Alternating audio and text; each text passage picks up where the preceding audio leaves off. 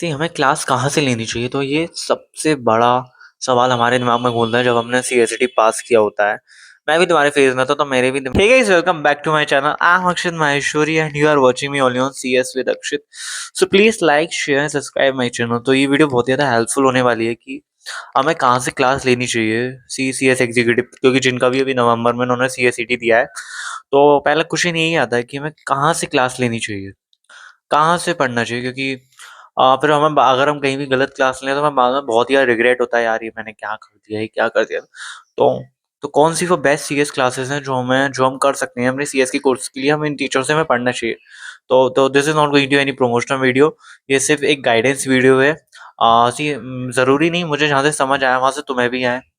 तो हमें क्लास लेते टाइम ऐसे कौन कौन से पैरामीटर्स हैं जो रखने चाहिए। तो एस पैरामीटर है डोंट फॉलो भेड़-चाल। मतलब सी काफ़ी लोगों के माइंड में होता है कि नहीं भई, जहाँ से हमारे फ्रेंड ने कोचिंग ली है हमें भी वहीं से लेना चाहिए, हमें भी वहीं से समझ आएगा। सी हर एक के सोचने समझने का तरीका अलग होता है, उससे ज़रूरी नहीं उसे जहाँ से समझ आया मुझे भी वहाँ से समझ में आए।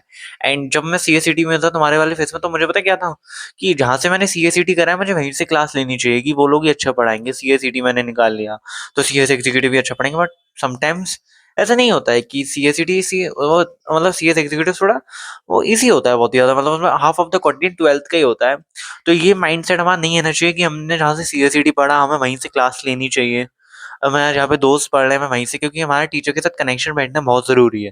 तुम्हारे दोस्त का बैठ गया तुम्हारा नहीं बैठा, तो ये पहली चीज़ है कि जहाँ से सीएसईटी किया मैं वहाँ से। सेकंड थिंग इज़ कि टीचर्स को तुम on the basis of the demo lectures पे जज मत करो कि तुमने डेमो लेक्चर देख लिया बात खत्म। कि नहीं भई हमने डेमो लेक्चर देख लिया है तो डेमो लेक्चर में इतना अच्छा पढ़ाया तो क्लास में ही बहुत ही अच्छा होगा। नहीं भाई, डेमो लेक्चर देखने से अच्छा तुम कहीं से उनके वो देखो कि पिछले टाइम के लिए उन्होंने कौन-कौन से इनिशिएटिव लिए। लाइक रिविजन्स कराए हैं, मैराथन्स कराए हैं एंड राइटिंग प्रैक्टिस सेशंस कराए हैं, कुछ गाइडेंस टिप्स वगैरह दिए हैं। एंड मेन थिंग अपने सीनियर वगैरह से रिव्यू लो उन टीचरों का कि कैसा पढ़ाते हैं वो सर। तुमने बस एक डेमो लेक्चर देख लिया, तुमने फिर क्लास ली, देन बाद में रिग्रेट होता है ये मैंने क्या कर दिया। फिर बाद में कोई फ़ायदा नहीं रिग्रेट करके। पहले रिव्यू वगैरह लो, सीनियर से पूछो कैसा है, उनके प्रीवियस अटेम्प्ट के लिए क्या-क्या इनिशिएटिव लिए वो देखो। एंड थर्ड थिंग आती है कि हमारी जस्ट लाइक तुमने रैंकर्स वगैरह को देखा होगा। उन जस्ट लाइक किसी ने रैंक लाया तो काफ़ी सारे इंस्टीट्यूशन वगैरह पे जो भी टीचिंग वगैरह है, कोचिंग वगैरह, तो काफ़ी सारी जगह पे उन्हें पोस्टर दिख जाते हैं। तो पहले मुझे लगता था they are misusing it, but वो मिसयूज़ नहीं होता है, उन्होंने सच में वहाँ से क्लास करी होती है। क्योंकि वो एक पूरी अकेडमी से सारे सब्जेक्ट नहीं पढ़ते, वो सब्जेक्ट वाइज़ टीचर सुनते हैं। क्योंकि आज ही हर कोई सर्वगुण संपन्न नहीं होता है। मतलब अगर एक अकेडमी है उसमें सब बढ़िया, बट 1-2 सब्जेक्ट निकल जाता है, हमें उन टीचर को कम समझ में आता है या हमारा कनेक्शन वगैरह जमा नहीं, तो इसलिए ऐसा होता है। तो मैंने भी अपने सीए सेक्शन में सब्जेक्ट वाइज टीचर्स को ही चुना था, स्पेशली इन ग्रुप 2 में।